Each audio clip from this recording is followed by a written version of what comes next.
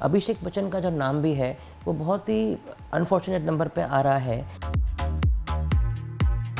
ये वाला साल अभिषेक बच्चन के लिए बेस्ट ईयर, एक लैंडमार्क ईयर साबित हो सकता है। तो he will always be under that limelight और ये साल को अभिषेक को पूरी तरह से एनकैश करना ही चाहिए।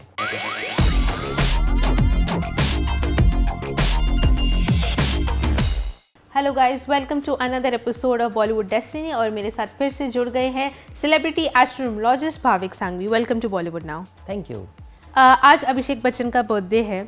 पिछला साल उनके लिए अच्छा है, एक तरह से ब्रेक थ्रू कह सकते हैं। हालांकि उनकी फिल्म मनमर्जियाँ बॉक्स ऑफिस पर नहीं चली, बट उनकी परफॉर्मेंस की और फिल्म की भी काफ़ी तारीफ हुई। तो ये साल उनके करियर के लिए कैसा जाने वाला है? जी ज़रूर। अभिषेक की डेट ऑफ बर्थ है 5 फरवरी 1976, जिसके हिसाब से वो 5 नंबर यानी कि मर्क्यूरी से प्रभावित है। उनकी सन साइन है Aquarius and all Aquarians are ruled by number 8 यानी कि शनि। नो वंडर उनकी लाइफ में पहले से ही स्ट्रगल हमने देखी है। अपनी पर्सनल लाइफ कह लीजिए या प्रोफेशनल लाइफ के जो 17-18 फ्लॉप्स के बाद अगर आज भी वो एज एन एक्टर दिख रहे हैं तो ऑब्वियसली वो काफ़ी स्ट्रगल के बाद ही इस मुकाम पे पहुँचे हैं।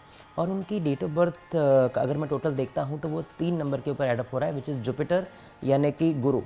ऑफ कोर्स वो इतनी इलस्ट्रियस फैमिली में उनका जन्म हुआ है। देखा जाए तो a person who is born with a silver या तो फिर गोल्डन स्पून बोलेंगे तो वो ऑफ कोर्स नंबर 3 का फैक्टर है जो उनको कभी फाइनेंशियली या लग्जरी या जो एक लाइफस्टाइल है उसमें कभी कमी देगा ही नहीं। तो that way he is born with good stars.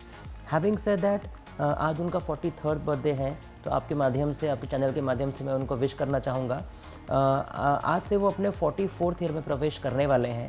44 यानी कि अगेन नंबर 8 जैसे मैंने कहा कि all Aquarians are ruled by number 8 जो कि अभिषेक है।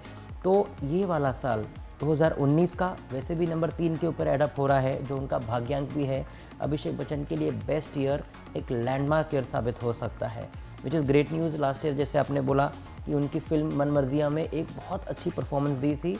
फिल्म बॉक्स ऑफिस पे नहीं चली, अंडर परफॉर्म किया, मगर उनकी बहुत ज़्यादा तारीफ़ हुई थी। वो 2 साल के ब्रेक के बाद आ रहे थे बिकॉज उनको फिल्में नहीं मिल रही थी या उनको जैसे चाहिए थी वैसे फिल्में नहीं मिल रही थी। तो ये साल में उनकी अनुराग बासु वाली जो अनटाइटल्ड पिक्चर है वो काफ़ी अच्छा बिजनेस भी करेगी। हालांकि एंसेम्बल कास्ट है। Once again Abhishek will be well appreciated. In fact मैं उनको कहूँगा भी कि ये साल में जितनी हो सके फिल्में साइन करे, एंडोर्समेंट्स हो गए या कोई भी ऐसे दूसरे में इवेंट्स में अपनी प्रेजेंस दिखाए। कहीं ना कहीं उनके बारे में अगर कुछ न्यूज़ आती रहेगी तो he will always be under that limelight और ये साल को अभिषेक को पूरी तरह से एनकैश करना ही चाहिए। बात करें उनकी पर्सनल लाइफ की, तो उनकी मैरिड लाइफ ऐश्वर्या के साथ और उनकी पूरी फैमिली लाइफ कैसी रहेगी इस साल? अभिषेक का देखा जाए तो जैसे मैंने कहा 2019 का साल ही बहुत अच्छा है।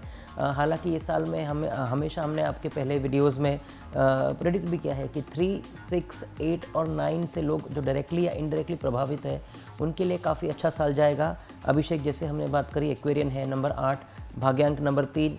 तो मुझे नहीं लगता है कि ये साल में उनको कोई फाइनेंशियली या पर्सनल लाइफ में भी कोई दिक्कतें आ सकती है। इनफैक्ट उनकी जो बॉन्डिंग है ऐश्वर्या जी के साथ या तो फिर आराध्या के साथ, अपने मम्मी पापा के साथ और ज़्यादा बेहतरी हो सकती है। हेल्थ की भी अगर मैं बात करूँ साक्षी, तो वो अपने फिटेस्ट फॉर्म में दिखेंगे। बीच में काफ़ी मोटे हो गए थे, he was not looking in shape.